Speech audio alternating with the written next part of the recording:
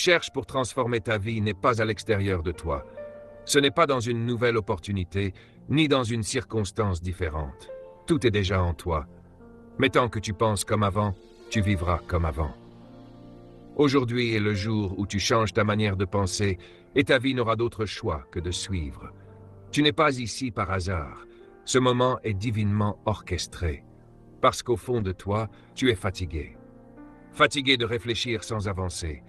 Fatigué de douter, d'hésiter, de remettre à demain. Fatigué d'écouter cette voix intérieure qui te répète que tu n'es pas capable, que c'est trop tard, que tu vas échouer. Mais écoute-moi bien, cette voix n'est pas la vérité. Le problème n'est pas ta situation. Le problème, c'est le système de pensée que tu as accepté. Et tant que tu continues à penser sous l'influence de la peur, tu resteras prisonnier de limites qui n'existent même pas. Aujourd'hui, tu dois faire un choix. Continuer à penser par la peur ou commencer à penser par la foi. La foi ne nie pas la réalité, mais elle refuse d'être dominée par elle. La foi, c'est cette force intérieure qui te permet de rester debout quand tout autour de toi s'effondre. C'est cette conviction profonde que ce que Dieu dit sur toi est plus réel que ce que tu ressens. Tu n'as pas été créé pour être dominé par ton passé, ni par tes blessures, ni par tes angoisses. Tu as été créé pour marcher avec assurance, pour vivre avec intention et pour penser avec une mentalité de royaume. Respire profondément, parce qu'à partir de maintenant, ton esprit change de direction.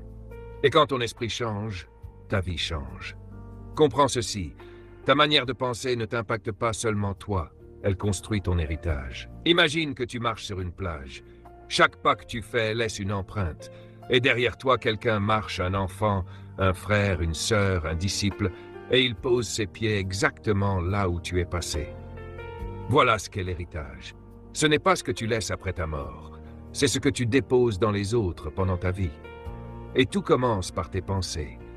Tes pensées sont des semences. Si tu penses avec amertume, tu produis de la division autour de toi. Si tu penses avec peur, tu crées la stagnation. Mais si tu penses avec foi, tu libères la confiance, la créativité et la destinée chez les autres. C'est pour cela que bien penser n'est pas un luxe, c'est une responsabilité.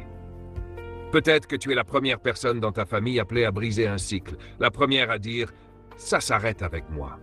La première à décider que la prochaine génération ne pensera plus comme l'ancienne. Maintenant, visualise ceci, un monde plongé dans l'obscurité. Des gens avancent avec de petites lumières juste assez pour voir un pas devant eux. Mais toi, tu portes une torche. Pourquoi? Parce que ta pensée a été renouvelée.